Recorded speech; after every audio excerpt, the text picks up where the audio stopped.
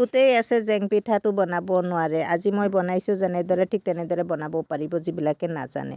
আসসালামু আলাইকুম, welcome back ৰাণীজ kitchen. কেনেকুৱা কি খবৰ আপোনালোকৰ? আশা ৰাখিছোঁ ভালেই আছে। এয়া চাওক মই চাউল লৈ লৈছোঁ।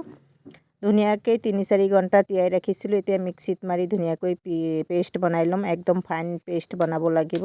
ধুনীয়াকৈ মই পেষ্টটো বনাই পেলাই এয়া চাওক মই চালনি দি চাকি লৈছোঁ, নহ'লে এয়া দানাদাৰবিলাক যে থাকি যায়। ধুনীয়াকৈ এনেদৰে চাকি ল'ব। তাৰপিছত এয়া পেষ্টটো মোৰ ৰেডি হৈ গ'ল।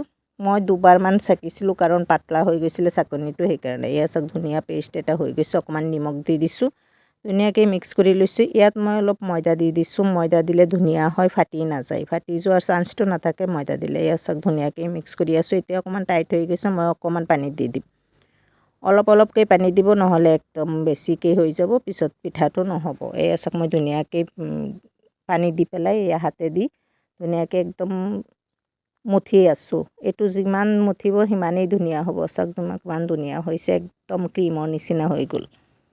এতিয়া অলপখিনি বেটাৰ মই বেলেগকৈ বাতিত লৈছোঁ। ফুড কালাৰ দি দিলোঁ কাৰণ কালাৰ দিম পিঠাখিনিত, আপোনালোকে হোৱাইটো ৰাখিব পাৰে। এয়া চাওক এটা লৈ লৈছোঁ, এটা পলিথিন লৈ লৈছোঁ। এয়া ধুনীয়াকৈ পলিথিনৰ ভিতৰত ভৰাই দিছোঁ। এনেকৈ ধুনীয়াকৈ বান্ধি দিম এতিয়া।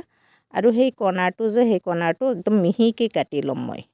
এই কণাটো মই মিহিকৈ কাটি ল'ম। মই এটা কেৰাহী দি দিছোঁ, এইটোক এটা ফ্ৰাই পেন দি দিব বা কেৰাহীও দিব পাৰে। এয়া চাওক এনেকৈ ঘূৰাই ঘূৰাই গ'লেই ধুনীয়াকৈ জেং পিঠা হৈ যাব। যিবিলাকে হাতেৰে বনাব নোৱাৰে, এই পিঠাটো কিন্তু হাতেৰে খুব ধুনীয়া হয় বনোৱা।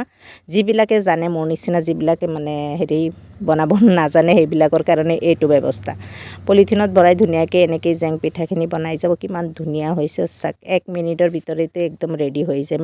30-ৰ পৰা 40 ছেকেণ্ডৰ ভিতৰত পিঠাখিনি সিজি যাব। এনেকৈ একদম খুব ধুনীয়াকৈ বনাই লৈছোঁ। মই যেনেকৈ দেখুৱাইছোঁ ঠিক তেনেকৈয়ে কৰিব, আপোনালোকৰ পিঠা ৰেডি হৈ যাব। যিবিলাকে নাজানে, মোৰ নিচিনা বেঙা পিঠা বনাব নাজানে, সেইবিলাকৰ কাৰণে এইটো পদ্ধতি। বুদ্ধিটো কেনেকুৱা হৈছে জনাব। মোৰ পিঠাখিনি ৰেডি হৈ গ'ল। এয়া চাওক কিমান ধুনীয়া হৈছে পিঠাখিনি, দেখিবলৈ কিমান ধুনীয়া লাগিছে, ৰঙচুৱা হৈছে। আপোনালোকে ৰং নিদিলেও কোনো কথা নাই, হোৱাইটত বনাব পাৰিব। এয়া চাওক মই ৰ'দত দি দিছোঁ, ধুনীয়াকৈ শুকাই ল'ম। ধুনীয়াকৈ শুকাই পেলাই এতিয়া ভাজি পেলাই দেখুৱাই দিম। এতিয়াতো ৰমজান মাহ চলি আছে, সন্মুখত ঈদ আহি আছে। ঈদৰ সময়ত বহুত ঢেৰ পিঠা বনোৱা হয়। ৰমজান মাহততো পিঠা খোৱা নহয়, কাৰণ ইফতাৰৰ সময়তহে খোৱা লোৱা হয়। হ'লেও মই অলপকৈ ভাজি পেলাই দেখুৱাই দিলোঁ। চাওক কিমান ধুনীয়াকৈ ফুলি আছে।